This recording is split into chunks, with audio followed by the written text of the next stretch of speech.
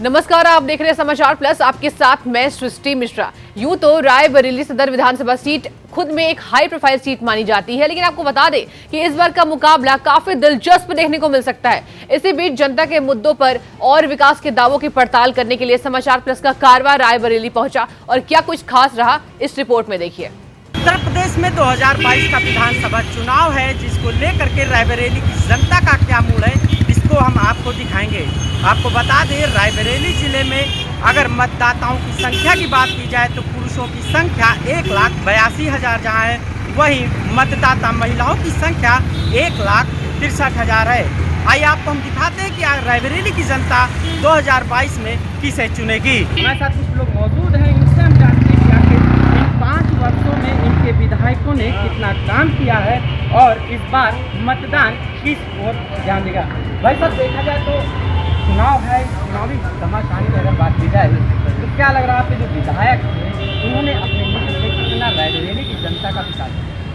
देखिए, रायबरेली का विकास बहुत हुआ है और व्यापारी भी सुरक्षित था और अब हमारी विधायिका जी बीजेपी में आ गई है और अब हमको लगता है कि 5 साल आने वाले फिर इन्हीं के पाली में जाएंगे और हमारा जनपद फिर बहुत अच्छे से काम करेगा और सुरक्षित भी रहेगा।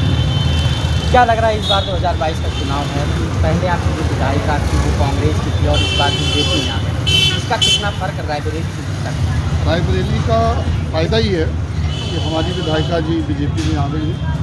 अच्छा ही है, सरकार भी बीजेपी की पहले थी और अब भी बीजेपी की ही सरकार बनेगी और हम लोगों को बहुत खुशी है कि हमारी माननीय विधायिका जी अपनी मंत्री बन के आएंगी और विधायक तो बनेगी और मंत्री भी बनेगी। और भी कुछ लोग हैं, देखा जाए तो इस 5 वर्षों में आपकी विधायिका ने रायबरेली की क्या विकास है, क्या कमियां रह गई इस विधायिका? देखिए, जो चुनाव इस बार का लड़ा जाएगा वो प्रधानमंत्री के चेहरे पर, उत्तर प्रदेश के मुख्यमंत्री के चेहरे पर लड़ा जाएगा। हम व्यापारी कोई खास मांगे नहीं हैं, हम लोग सिर्फ सुविधा, सुरक्षा और सम्मान के लिए लड़ाई लड़ रहे हैं। सुविधा और सुरक्षा मुख्यमंत्री ये हम लोग को प्रदान कर रहे हैं और सम्मान के लिए हम लोग 3 दिवस व्यापारी दिवस घोषित करने की लगातार मांग कर रहे हैं पूरे प्रदेश में। उम्मीद है और विश्वास भी है कि ये हमारी मांग मुख्यमंत्री जी मान लेंगे। इसके अतिरिक्त जो भी विकास की बात है तो भाजपा के अलावा और कोई विकास कर सके ये संभव नहीं लगता। टिकट पर कौन जो आएगा भाजपा के टिकट पर, इसका सम्मान व्यापारी करेगा। नाराजगी जब बात की जाए तो कांग्रेस के गढ़ रायबरेली है। पिछले वर्ष आपकी जो विधायिका थी वो कांग्रेस की, क्या नाराजगी कांग्रेस से थी? हम लोग कांग्रेस से कोई नाराजगी नहीं है क्या है, लेकिन हम योगी के समर्थक हैं। मुझको योगी जी मुख्यमंत्री के रूप में पसंद है क्या आते हैं, उनकी कार्यशैली पसंद है। सबसे बड़ी बात है कि व्यापारियों को हमारी ये सरकार जो है वो कुछ लोगों को भिखमंगा भी बना रही है, जो कुछ नहीं करे उनको मुफ्त में बांट रही है और पूरा बोझ जो व्यापारियों के ऊपर डालते हुए सब जनता के ऊपर हाथ डालते हैं। ये थोड़ा सा इस पर। और दूसरी बात ये है कि सब जगह तो लोगों को लाभान्वित किया जाता है, हमारे व्यापारियों को भी कुछ ना कुछ योगदान रहता है, उनका भी इंश्योरेंस होना चाहिए और उनके भी किसी प्रकार की अगर कोई दुर्घटना होती है, कोई आपदा आती है तो उनको भी सुरक्षा के हिसाब से कुछ पैसा मिलना चाहिए। ये सरकार इस बात पे ध्यान नहीं दे रही। इसके लिए हमने योगी जी को 2-4 बार फैक्स भी किया है, पर 20 मिनट तक कोई से ध्यान नहीं दिया। देखा जाए तो आप महिलाएं हैं, सदर से जो विधायिका थी वो भी महिला थी और कांग्रेस की अगर बात की जाए तो लगातार वो महिलाओं के लिए कई जो है निधियाँ ला रही, वादे ला रही है कि सरकार बनने से। कैसे आप महिला वर्ग कैसे? मैं कांग्रेस के माननीय प्रियंका गांधी जी की बात से मैं सहमत हूँ। उन्होंने हमारे यहाँ सदर विधायिका आरती सिंह जी थी, कांग्रेस से थी, कांग्रेस ने उनको राष्ट्रीय महासचिव बनाया। बहुत अच्छा समीकरण उनके साथ था कि मुस्लिम वोटर, यादव वोटर और ठाकुर वोटर और पंडित वोटर सब मिलकर एक अच्छा समीकरण था। लेकिन विधायिका जी अब अखिलेश सिंह जी है नहीं, पूर्व विधायक जी, उनका अलग दबदबा था, उनकी अलग राजनीति थी और सदर का विकास हुआ नहीं। नगर पालिका की वजह से उनकी बहुत छदभूमि हो गई है। अब उनके लिए कैंडिडेट के ऊपर निर्भर करता है कौन सा कैंडिडेट आता है और चुनाव में समीकरण चेंज होंगे। कई लोगों के वादे हैं कि विधायकों के साथ जुड़े हुए, लगातार विधायिका ने क्या काम किए, इससे नाराजगी भी है तो कहीं खुशी भी। हमारे साथ कुछ युवा वर्ग भी है, इससे हम जानेंगे कि आखिर युवा वर्ग इस 2022 के चुनाव को क्या सोचता।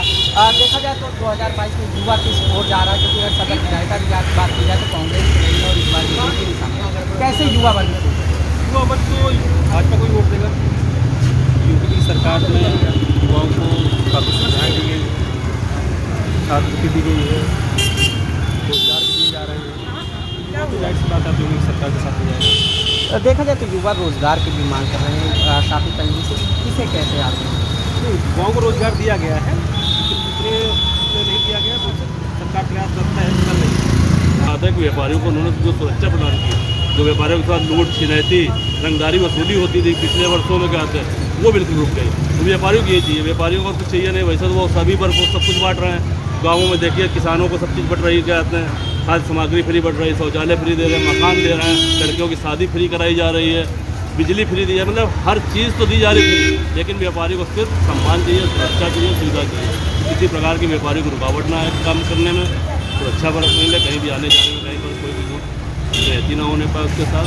और सम्मान के लिए हम लोगों का 3 सितंबर व्यापारी दिवस घोषित कर दिया राष्ट्रीय दिवस के रूप में, जिसमें व्यापारियों को बुलाकर उनका सम्मान किया जाए, समाज के लिए कार्य करते हैं। देखा जाए तो कई वर्षों से आपने विधानसभा चुनाव देखे हैं। इस चुनाव के दौरान अगर रायबरेली में बीजेपी ने एक भी बार अपना यहाँ पे प्रत्याशी जिता नहीं सकी है, कांग्रेस लगातार है। अदिति सिंह के पिताजी की अगर बात की जाए तो अखिलेश सिंह ने लगातार यहाँ पे 5 साल विधायक रहे। तो कैसे आप रायबरेली सदर की राजनीति देख रहे हैं 2025? ऐसा है कि रायबरेली में सदर की सीट की तो बात अलग है, यहाँ से तो भाजपा का संसद भी हुआ है, पर हमारी ये सरकार जो है वो कुछ लोगों को भिखमंगा भी बना रही है। जो कुछ नहीं करे उनको मुफ्त में बांट रही है और पूरा बोझ जो व्यापारियों के ऊपर डालते हुए सब जनता के ऊपर हाथ डालते हैं। ये थोड़ा सा इस पर। और दूसरी बात ये है कि सब जगह तो लोगों को लाभान्वित किया जाता है, हमारे व्यापारियों को भी कुछ ना कुछ योगदान रहता है, उनका भी इंश्योरेंस होना चाहिए और उनके भी किसी प्रकार की अगर कोई दुर्घटना होती है, कोई आपदा आती है तो उनको भी सुरक्षा के हिसाब से कुछ पैसा मिलना चाहिए। ये सरकार इस बात पे ध्यान नहीं दे रही, इसके लिए हमने योगी जी को 2-4 बार फैक्स भी किया है, पर अभी तक कोई विशेष ध्यान नहीं दिया। देखा जाए तो आप महिला हैं, सदर से जो विधायिका थी वो भी महिला थी, और कांग्रेस की अगर बात की जाए तो लगातार वो महिलाओं के लिए कई जो है निधियाँ ला रही, वादे ला रही है कि सरकार बनने से। कैसे आप महिला बन गए? मैं कांग्रेस के माननीय प्रियंका गांधी जी की बात से मैं सहमत हूँ। उन्होंने हमारे यहाँ सदर विधायिका अदिति सिंह जी थी, कांग्रेस से थी, कांग्रेस ने उनको राष्ट्रीय महासचिव बनाया। बहुत अच्छा समीकरण उनके साथ था कि मुस्लिम वोटर, यादव वोटर और ठाकुर वोटर और पंडित वोटर सब मिलकर एक अच्छा समीकरण था। लेकिन विधायिका जी अब अखिलेश सिंह जी है नहीं, पूर्व विधायक जी, उनका अलग दबदबा था, उनकी अलग राजनीति थी और सदर का विकास हुआ नहीं। नगर पालिका की वजह से उनकी बहुत छतभूमि हो गई है। अब उनके लिए कैंडिडेट के ऊपर निर्भर करता है कौन सा कैंडिडेट आता है और चुनाव में समीकरण चेंज होंगे। रायबरेली जिले की पहचान वैसे तो गांधी परिवार के गढ़ के रूप में होती रही है, लेकिन 2014 के बाद गांधी परिवार का ये गढ़ बीजेपी के अभेद किले के रूप में तब्दील हो गया। बीते दिनों केंद्रीय मंत्री स्मृति ईरानी ने रायबरेली जिले को कई बड़ी सौगातें दी। वहीं चुनाव हवा के रुख को भांपते हुए रायबरेली सदर विधानसभा सीट से मौजूदा विधायक अदिति सिंह ने भाजपा का दामन थाम लिया। रायबरेली सदर सीट की विधायकी लंबे समय तक अदिति सिंह के परिवार के पास रही है। अदिति सिंह के चाचा अशोक कुमार सिंह 1989 और 1991 में जनता दल से विधायक बने थे। इसके बाद अदिति सिंह के पिता अखिलेश कुमार सिंह साल 1993 से 2012 तक लगातार 5 बार विधायक चुने जाते रहे हैं। पिता की राजनीतिक विरासत को संभालने के लिए अदिति सिंह ने चुनावी मैदान का रुख किया, जिसके बाद 2017 विधानसभा में मोदी लहर के बावजूद अदिति सिंह ने इस सीट पर जीत का परचम लहराया। लेकिन महिलाओं के मुद्दे को लेकर सियासी जमीन तलाश रही कांग्रेस पार्टी को अदिति सिंह ने चुनाव के ऐन वक्त पहले करारा झटका दिया है। अब आने वाले विधानसभा चुनाव में अदिति सिंह बीजेपी के बैनर तले अपनी चुनावी किस्मत आजमाते हुए नजर आएंगी।